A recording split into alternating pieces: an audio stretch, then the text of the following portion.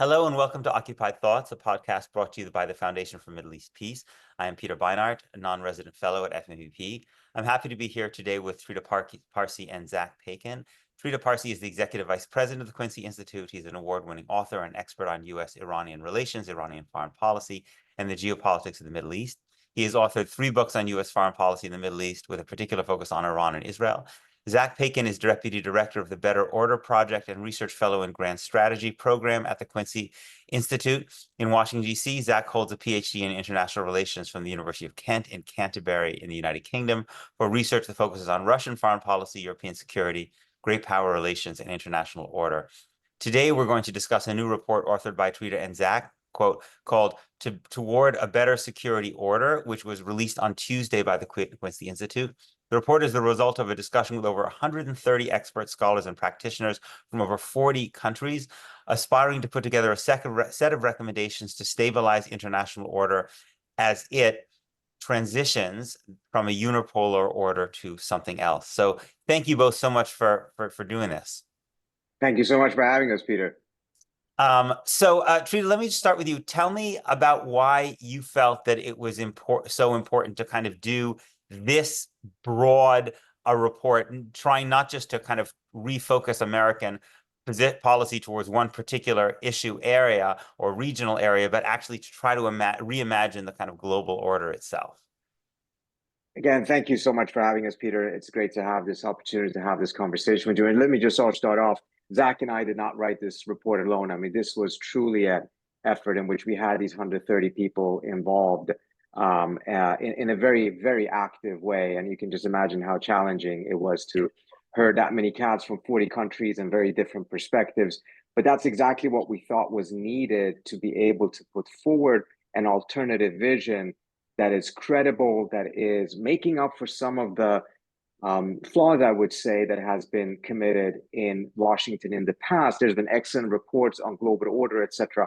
But I don't think anyone went as far as we did in terms of bringing in global South countries, making sure that we had Russians and Chinese also deeply involved in the project to truly make it inclusive, because that's one of the key points of this report. It's in many ways an effort to show that we have to find a different alternative than the so-called rules-based international order. The whole project came about as a result of the fear that the Biden administration truly was weaponizing the RBIO and pushing it not just towards creating this system of double standards, but going so far as to turning the RBIO into a block, not just a governing structure, but a block. If you look at NSS from 2022, they talk about how that NSS, the National Security Strategy, right? Yes. And RBIO, I should just say, RBIO is acronym for Rules-Based International Order, which is this phrase the Biden administration likes to use to describe what they're upholding in the world. Exactly. And in the National Security Strategy 2022, they write about how the rules-based, those countries who subscribe to the rules-based international order will also receive support from the United States for their defenses and military needs. I mean, it almost makes it sound like a NATO plus. Mm-hmm. And part of the fear here is that if the US, on the one hand, is pushing for some sort of a coalition of the willing rules-based system rather than a laws-based system, and then the Russians and Chinese may be pushing for their own order, and there may be a third bloc from the global South, then we will end up in not a multipolar world, but a multi-order world, and a situation in which you will have competing orders, in which, unlike the Cold War, when we did have different orders, but there was a superstructure above it, and countries argued about how to interpret law, we would be in a situation in which there would be competing sets of law. This would, in our view, be extremely destabilizing and fuel great power competition in a way that would be so destructive and significantly increase the risk of war, particularly between the US and China. So we wanted to show that there actually is political will to reinvest in what we have, which is a law-based system that is deeply flawed, has so many problems, but can be reformed. And it's the best option we have against moving towards a multi-order world, which in many ways would fulfill the worst nightmares. Zach, I know there are a number of recommendations in the report, but maybe you can just start with one that you think is particularly significant as a building block of this different kind of order that you and your colleagues were trying to imagine. Sure. Well, let's start right at the very beginning. UN Security Council reform is right up at the top of our report, and that is to highlight the fact that pledging to defend this vague and amorphous rules-based international order is not a substitute for genuine multilateral reform of the institutions that we have inherited in the post-war era. There are too many folks who are blind to the notion that the term rules-based international order is not a neutral term. It is not seen as a neutral term in much of the rest of the world, including in the global south. It's not just Russia or China. It's also folks in the global south who want to see reforms, who are open to having good relations with the United States and with the broader West, and yet are alienated by this term that they see is an attempt by Western countries to continue writing the rules among like-minded countries in the West to the at the expense of the ability of these countries to assume a greater role in the international order. And Western countries, if they want to maintain more influence in the order, they need to be responsive to those demands. And so that's one of the reasons why we start off with UN Security Council reform right at the start of our report. And we provide some innovative ways for how to achieve it, because you've seen countries constantly talking past each other over and over and over again on this topic, each of them providing their respective proposals for the past several decades. And we don't get anywhere with it. And so we've tried to bring all those different, existing proposals together to find, forward-looking ways to meet everyone's bottom lines, which is ultimately what you need to do in order to have multilateralism survive and thrive. There needs to be compromise. And you don't have that when different countries are constantly talking about the need to defend some amorphous rules-based international order. All that does is encourage, competition over the rules of the future between different countries, which erodes multilateralism and erodes the international order we all share. Right. So I guess there's always seems like a kind of catch-22 in Security Council reform, which is basically that in order for it to happen, the people who have a stake in the current system have to be willing to change it. Basically, kind of like Britain and France have to say, okay, we recognize we're not as powerful anymore as we were in 1945. So help me think about, how did you try to think about getting around that? Well, first of all, our proposals do not advocate for Britain and France to lose their permanent veto-wielding seats on the council, and they have not used their veto in any event since the 1980s. In fact, they haven't used a sole veto, a lone veto alone, since even before that. And so, we make it clear that, okay, we have the original sin of the P5, as it were. There's nothing we can do about that. We can't change that. The P5 are going to have to agree to ratify any changes to the UN Charter going forward. But nonetheless, there are other ways that we can provide other countries with a rising stake, in the international order as well, by bringing them in. And it's more important to have them in than to have them out, because the alternative is the erosion of these institutions over time to the point where they're no longer fit for purpose. They can no longer do their job. And the privileged position that those countries like the P5 occupy within this institution will no longer mean anything, because the institution won't mean as much. So it's vitally important for these great powers to acknowledge that in order for these institutions to survive and for their position to be secured in the international order, reform is necessary. Right. If I could add something to that, yeah. Peter. So the exercise we did in order to get people into a headspace in which they could think a little bit more creatively, but still within the realms of what's politically possible, is that we essentially laid out scenarios. We imagined that we were in the year 2040. Most geopolitical trends in the world had continued the pace. The Security Council and the UN were even closer to a collapse, but have not yet collapsed. US and China were closer to a war, but had not yet gone to war, climate crisis, etc. But at the same time, we recognize that in 2040, countries have really internalized that we are in an undeniably non-unipolar world. And we asked ourselves, in this circumstance, how do countries' perceptions of their own interests change? And given how they change, what opportunities for new flexibilities emerge that we cannot see today, when we're just 5 seconds before midnight? And we use that to be able to see what can be achieved in that moment, and then use that to start building the political space for moving in that direction already now, essentially working backwards. And when you're in that moment, it becomes very clear, particularly for France and the UK, how important it is to keep the Security Council.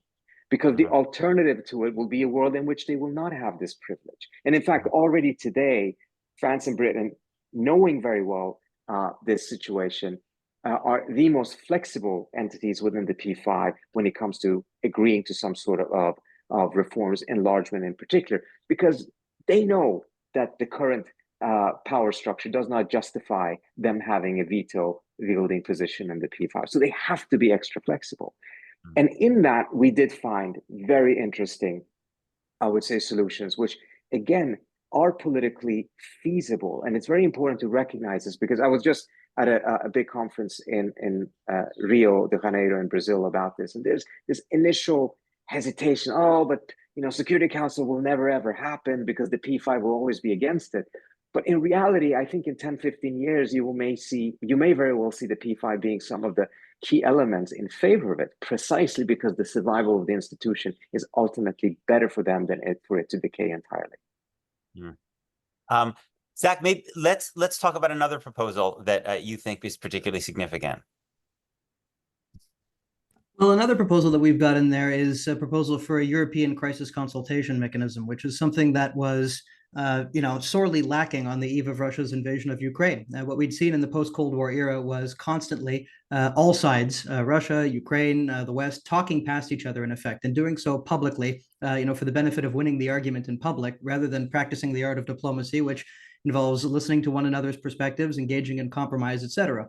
Not at the expense of core principles, of course, but the issue is that many of the core principles of the post-Cold War European security order are in tension with one another. And you see this in the Charter of Paris from 1990, in which there is this notion on the one hand that states have the right to make and choose their own security arrangements. And then on the other hand, the notion of indivisible security, which is also in the Charter of Paris, which states that one state should not increase its security at the expense of another state.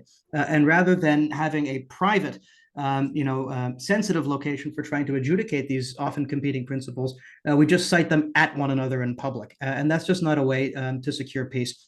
I'm very much of the view that this war could have been avoided had there been a different, more constructive approach to diplomacy on all fronts. And so we propose the creation of a new consultation mechanism, in effect, to ensure that we don't have, this dynamic that we've seen at the global level of citing the rules-based international order, whatever that means, at one another. That at the local level, at the regional level in Europe, we can develop a special forum for affected actors and leading parties to be able to come together, game out crises in advance so that we know how to deal with them when they do erupt, and to maintain the political will to continue to talk to one another even when they do erupt, so that their worst consequences could potentially be averted. And the longer wars go on, often the tougher they can be to end. And we're seeing this in Ukraine right now, where on both sides you're dealing with upwards of 1 million casualties so far. Thus is the tragedy of interstate war.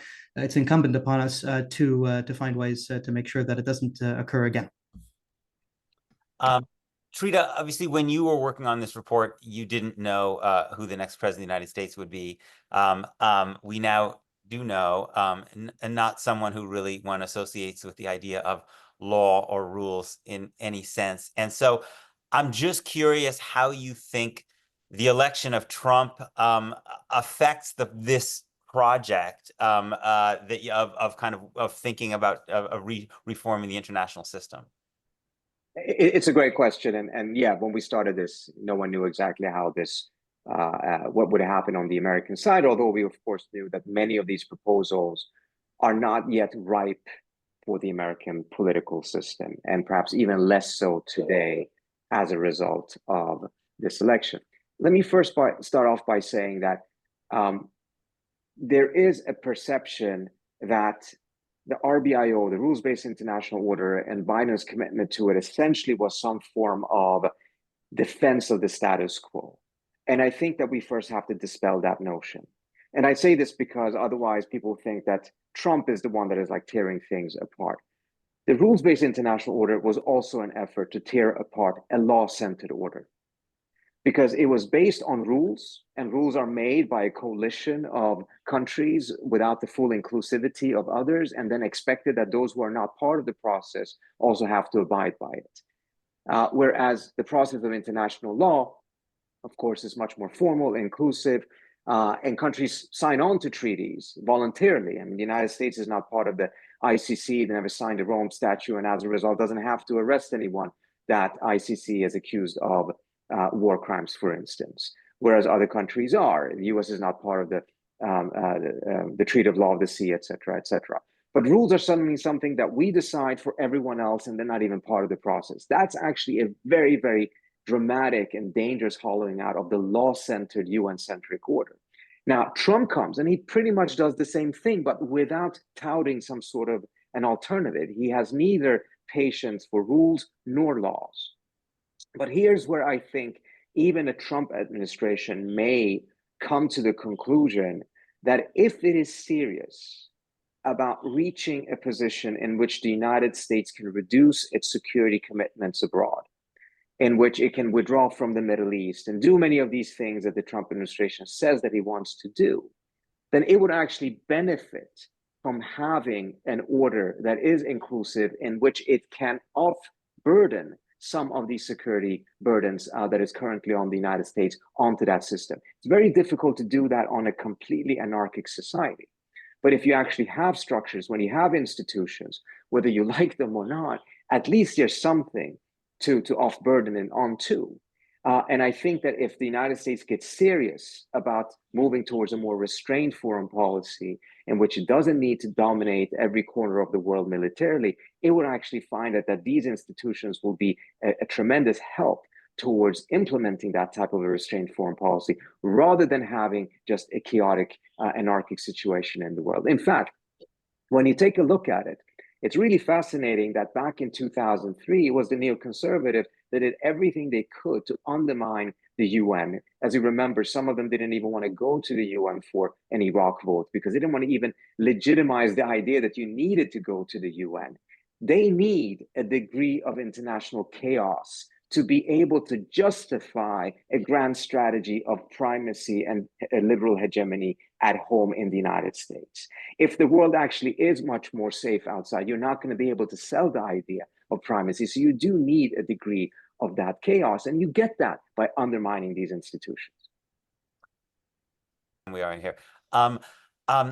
So Zach, I just wanted to follow up on what Trita's saying about the suggestion that there could be some value for the Trump administration in stronger institutions. I guess the question that raises for me is if institutions in international law require some kind of reciprocity and bind the United States in some way, it's just a little hard for me to see how an administration that is so lawless and so sovereignty obsessed, or at least it seemed to be last time, would be willing to accept that kind of bargain, that kind of trade-off that is required by international institutions and international law. Yeah, I mean, institutions in the formal sense that we've come to understand them in the post-war era, these thick institutions like the UN, et cetera, are not the only types of institutions that exist. There are also broader bargains and mechanisms that states operate by that allow the international order to function, right? And so one of the things that has undermined a lot of these institutions, not just the formal institutions, has been the hypocrisy behind this rhetoric surrounding the rules-based international order. And if there's one thing that Trump's going to do, it's that he's going to drop the pretense. And it's going to be, much more rabid, open competition. Now, that's not, necessarily a good thing either, but at least there's some more honesty behind that. And it allows, the United States to make a more direct appeal to countries in the rest of the world. Now, I'm not saying that competition is something, that the United States should openly embrace, but already dropping the pretense, is something that's positive. It takes a load off of basically this, back and forth absence of diplomacy, as it were, and allows for some deal making to be made, at least in the interim. Now that, obviously does not leave us in a global governance type order that we saw, or that we aspired to have in the post-Cold War era. But nonetheless, the situation in terms of great power relations has, deteriorated to the point where, notching a few wins, rebuilding trust slowly but surely, and rebuilding the more informal institutions of the international order, such as respect for the balance of power, allowing great powers to work together, and yes, also finding ways to construct new norms, new laws, etc., that are in the interests of key players, is a step already in the right direction. It doesn't necessarily mean that there's no, that it is no longer necessary beyond that to engage in much more ambitious tasks, in terms of rebuilding, international legal mechanisms more broadly. But that's a long-term task as well. And Donald Trump's only going to be president for the next 4 years. So slowly but surely, the question is, how do you rebuild trust as an initial step? Yeah, for only 4 years, we hope. Trita, as you know, there are people who have come from this, who argue that basically international law and international institutions are always meaningless, that basically the world is basically the only currency that matters is power, and that even when you do have laws or kind of rules, it actually is only because you have some kind of hegemon who's so powerful that they can make everyone do it, not because those people necessarily believe in it, but because it's just you can enforce that. So I'm curious whether, as you think about the system that you would like to move to, if there are previous moments or orders or systems that you actually think do offer some sense of inspiration or kind of that we can learn from, that actually did have some greater kind of law-based nature that we can look to in previous eras. Zack might be in a better position. He's like a dictionary when it comes to these type of things, to give you a good example of historical times or examples in which a more law-centered system came about. But let me address the first two elements of what you mentioned. Sure. First is, of course, is the only thing that matters ultimately force and power, and if so, isn't laws just an instrument of the powerful to wield against the less powerful? I think a lot of I subscribe to that view. I just think that there's nuances to it. At the end of the day, I do believe that international law, at the most critical moments in which states are facing very severe situations or threats, yes, you hardly see any country adhere to international law. But in almost all of the 95% of other instances of international relations, law actually does matter. It provides greater predictability on how states act. It reduces dramatically the transaction costs because people can predict how others will be acting. So the idea that law doesn't matter at all because in those other last 5% of the moments, power is the most important thing, I think just simplifies things to a point in which is no longer true. If that was the case, we wouldn't have had all of these different institutions, etc. And then gets to your second question, but isn't it at the end of the day just something that is used by the powerful against the less powerful? In many ways, yes, but take a look at international humanitarian law, look at the Geneva Conventions, look at some of the additional protocols to it, in which global South countries got through significant measures that are part of international law today, that is still binding even the most powerful. And again, going back to how the neoconservatives wanted to destroy this because they viewed these institutions as constraining American power and wanted to get free from that constraint. But then perhaps the most important point, what about this argument in a multipolar world? When you actually don't have a hegemon that would be the institute, that the entity that this law would be serving. When you have a multipolar world and you actually have a law-centered order in that type of a structure, how do you make the argument that law is only there for the most powerful?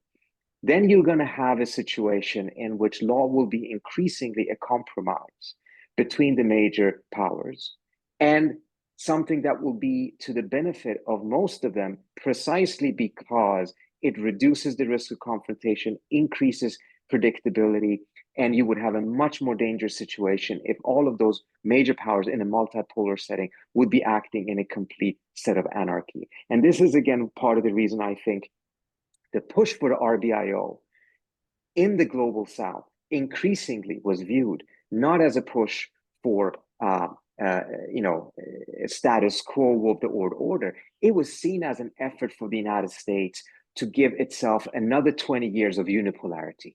It was seen as an effort to push back against any any movement towards a multipolar world and a multipolar order on top of that. And so I think that with multipolarity, we actually have an amazing and very interesting opportunity to be able to test some of these things and see, can we actually get a more equitable order centered on international law that ultimately serves the interest of the strong as well as the ones that are less strong in that system. And let me just build on that, Peter, if that's okay. Yeah, I mean, first of all, you raised the issue of hegemony. Now, hegemony is a constant. It's one of those institutions of the international order, as it were, that's not necessarily formalized. And sometimes you have a single country that exercises hegemony. Sometimes you have several countries that come together and exercise hegemony collectively, for example, during the Concert of Europe in the 19th century. But the key about this term hegemony is that, it requires legitimacy, right, in order to survive. And that's really where this whole trope about the rules-based international order ran into trouble, is that Western hegemony ran into trouble when there was evident hypocrisy in the practice of that hegemony, in which Western countries say, okay, these are the rules, and all of the rest of you have to respect those rules, but we, because we're the custodians of the system, reserve the right to violate them whenever we want. So we shouldn't confuse hegemony necessarily, with just the raw application of power. There's a degree of normative legitimacy in there that I think is important, and that Western countries need to remember, and that rising countries from the global South also need to remember, by the way, because they are not entirely virtuous themselves either. And to answer your question, can I just let me just push back. Let me ask, just follow up on one thing, and then I want to hear the other part of your answer. When you say that the U.S. is, if I understand correctly, that one of the threats to American hegemony is the sense of hypocrisy, that we don't actually follow these rules. When I think about America, when I think about at the height of its hegemony, let's say in the 1950s, in the first 20 years or so after the Cold War, the U.S. was flagrantly hypocritical. We were overthrowing countries left and right with the CIA and doing other things. But America just had so much raw power, right? Is it really the case that America's problem is that people have just discovered that we're hypocritical and actually we basically don't actually care about human rights and sovereignty when it doesn't suit our interests, or just that basically that our raw power has declined? Yeah, I mean, I'm not denying the importance of these material factors, such as raw power. But the thing is, if you do behave in a way that shows that you're not being a responsible custodian of the international order, then when raw material power realities change and other countries become powerful enough to start challenging your interests, they will be more likely to do so in a way that challenges the system as a whole, rather than one that seeks to achieve a place within the system that the existing hegemon has created. And we've seen this happen not just during the Cold War, but in the post-Cold War era as well. Right, the United States had an opportunity to construct a more durable hegemony, and we saw, despite the emergence of the unipolar moment in the early 1990s. Even folks like Zbigniew Brzezinski, openly said that the United States had squandered its hegemony by the mid-2000s already. This is long before, the great financial crisis, long before Russia's annexation of Crimea, and everything we've seen in terms of the rise of great competition since. So, there is an especially important responsibility of great power hegemons to behave in ways that are restrained and that encourages other countries to continue to bandwagon along with the system rather than challenge it openly. And just to answer your other question, what historical eras I think we should be looking to, which is, I think, a very important one. My answer is not a very conventional one. My answer is that we should be looking to no specific era in particular, and that it is a mistake to look to any particular era, because what we are going to see going forward is an era that does not necessarily resemble any previous era. We're entering a truly global international order, and lots of folks, say that the world is becoming more multipolar, and therefore that means that we need something like the Concert of Europe in the 19th century. But the Concert of Europe, was a series of European powers. Yes, there was ideological diversity between the conservative regimes and the liberal powers at the time, but nonetheless, they were centered on a common European civilization, and they operated, one set of rules for themselves and a very different set of rules in the colonial periphery that they established. And that's very different from what we have now. What you had in the 19th century as well was a pentarchy of five powers: Britain, France, Prussia, Russia, and Austria, that more or less, not entirely, but more or less were roughly equal in power. And you're not going to be seeing that going forward, right? You've got a situation where the United States, even though it's not as unipolar as it was in the 1990s, still remains the preponderant power and the only country that can, deploy all facets of national power: economic, military, cultural, etc., diplomatic on the global scale. After that, China is very clearly number two. If you look at the size of the two largest economies in the world, it's far and away the US and China, and everyone else is well behind. And then you've got another of other countries that are indeed major powers, not just middle powers. And so you've got something that's not quite unipolar, not quite multipolar. It defies sort of categorization. What we do know, however, is we're moving away from unipolarity. And because we're moving away from unipolarity, and because of America's track record to date in terms of upholding the rules that it claims are important for the system, we know that we're going to need a new bargain going forward. What's key is not to focus on any one particular era to inspire us, especially because we often focus on one particular era that was hugely significant in our historical memory, which is World War II, but which is not easily applicable to today. Not everything is Munich, not everyone is Hitler. Very important that we all get that through our brains. But just because not everything is Munich and not everyone is Hitler doesn't mean, that the 19th century offers all the solutions either. We've got a situation now where the great powers can no longer, even collectively, even if the great powers were to get their act together today and to form some kind of great power concert, they would not be able to dictate the terms of the international order to the rest of the countries in the world the way that the great powers were able to do so in the 19th century. Challenges are much more interconnected, much more diffuse and diverse and complex today. We need to keep all of those differences in mind as well as we construct the international order of the future. Trita, I'm curious what you think the effect of Israel's war in Gaza and American support for that has been on the system that we have now and on the possibilities of creating an alternative one. I think there's two things that happened in the last 4 years that really brought the concept of the rules-based order as an American bloc to the forefront and really dashed it. One is Ukraine, in which the Biden administration decided to frame the entire issue as a threat to the rules-based international order, rather than framing it as a threat to sovereignty, a threat to international law. They lost so much of the global South because of that framing. Countries that were very sympathetic to Ukraine did not believe in any way, shape, or form that the Russian invasion was legal or justified, but we're not going to stand up and defend the rules-based international order for reasons that we talked about before. But then comes Gaza. And whatever hesitation existed before in some quarters were essentially evaporated. In fact, the Biden administration itself largely stopped using the term rules-based international order after October 7th. We counted only about a dozen or so instances, and almost all of them were in the context of Ukraine, never in the context of Gaza, because even they recognized that the double standards were just simply too much for anyone to stomach. So I think the idea, or at least the term rules-based international order, is more or less dead, even if Kamala Harris had won the elections, because he had no buyers. And you saw an increasing trend, even amongst Western allies, Europe, Japan, others, that because of pressure from global South countries, they stopped using that term. The Japanese increasingly went over to the rule of law, even in joint statements with the US and other countries as well, recognizing, because many of the European powers quite erroneously viewed the rules-based international order as synonymous with international law, not at all understanding what the US actually was talking about. But I think Gaza really, in many ways, put the death knell to it. That does not mean, however, that some of the thinking behind it has also ended. I think it has not. And I think we saw that with some of the language coming out of the Harris administration, that we're not necessarily using the term, but much of the thinking was still there. So I think the conceptual elements of it are still something that we have to worry about, again, from the standpoint of wanting to avoid a multi-order world that really would pit major powers against each other and fuel great power competition. And can I add just one more thing to that, Peter, which is it's not just the shame and the hypocrisy, I think, of what's gone on in Gaza that has caused Western countries to focus the term rules-based international order more on the Ukraine context than on the Middle East context.